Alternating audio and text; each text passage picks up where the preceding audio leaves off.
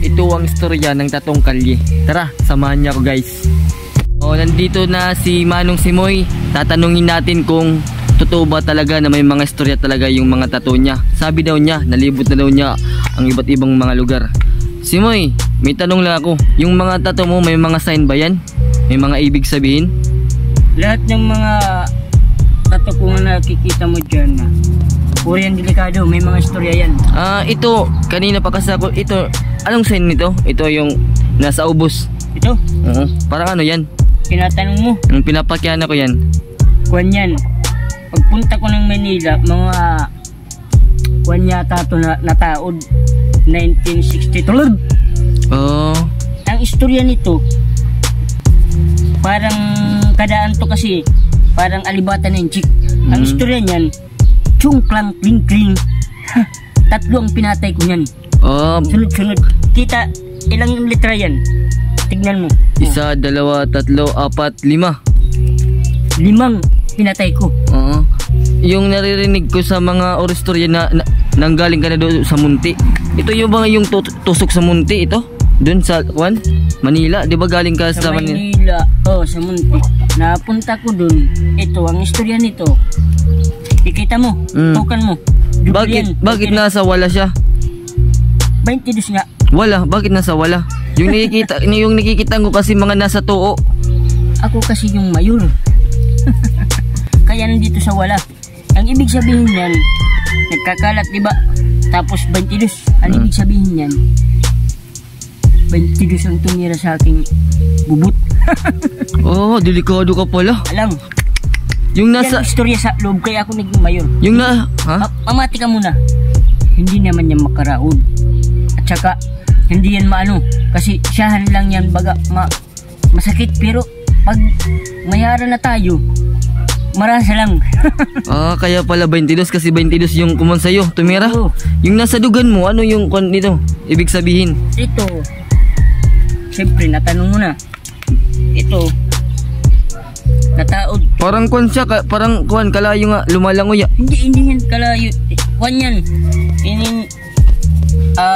Dito sa may gilid, ang ibig sabihin yan is Aragyan, bypass road.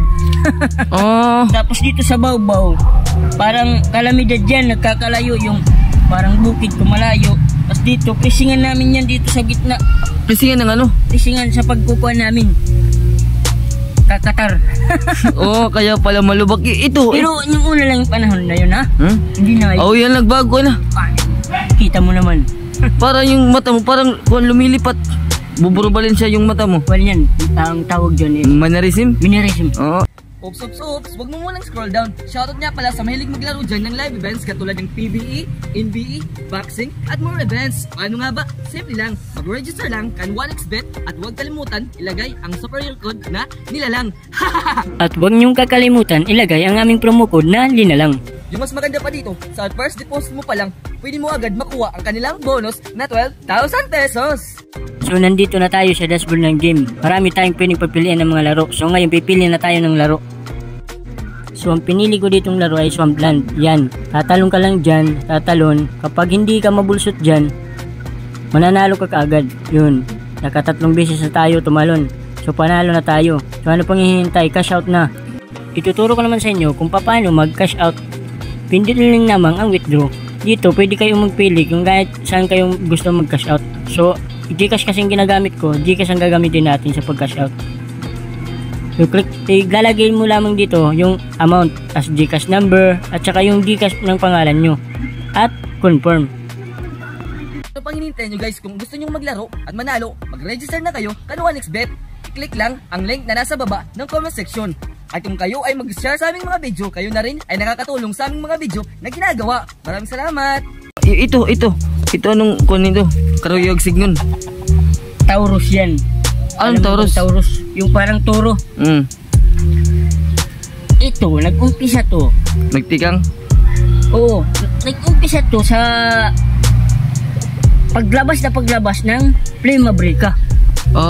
Sino yan si, Kumura? Nadari? Si Rika.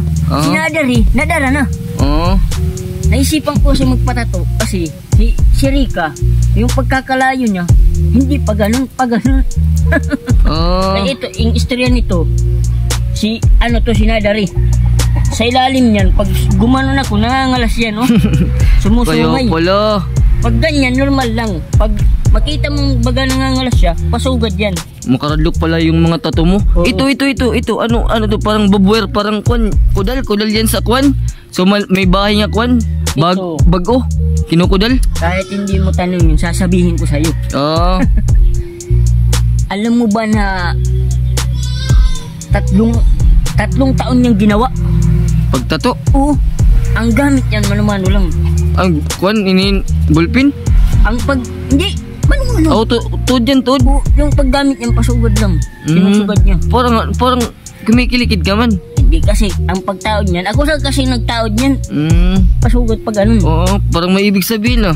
Kaya ako hindi tumataba. Kasi, sige yung aking pag-aalsa. Ito, anong ibig sabihin nito? Ito. Ito.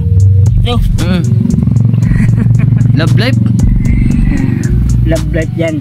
Pero, buot ko to parain, alisin. Pero kay nandito na siya sa dugang ko. Hindi na siya mawawala. Ang pag-ibig ay parang kitang ina. Pero, pag nasa sayo na, mahalin mo. Puguran mo. Hindi mo natatanong yan, ito, pangalan ko to. Nung pinanganak ako sa 1962, nakataod na yan. Paglabas ko sa may CRS, nandyan na yan, nakataod na yan. Ito. Ito yung pinakamatindi na tato. Ano yan? Kwan yan? Kahapon lang yan nataod. Parang hindi yan buni. Kwan yan, habas. Kung sa inyo, normal lang yung habas na nasa singit. Sa akin yung habas na dito. Ayan ang ibig sabihin yan, habas. Sabi daw nila na yung mga nababatian ko, hindi ka na daw kumakaturog. Tuod ba? Hindi ka na hindi ka na natutulog? At tulog naman ako minsan. Kasi meron akong insomnia. Kaya, hirap ako makatulog. Kaya yung sinasabi na insomnia kasi kung na, 1 month ka na hindi natutulog. Insomnia yan. Insomnia yan? Insomnia.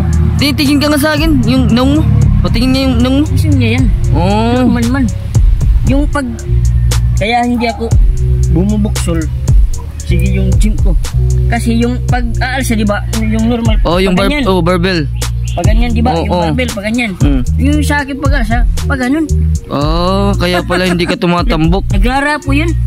May tanong ka pa ba? Wala na. Kasi may pupuntahan ako. Saan ka pupunta? Sa Sulod.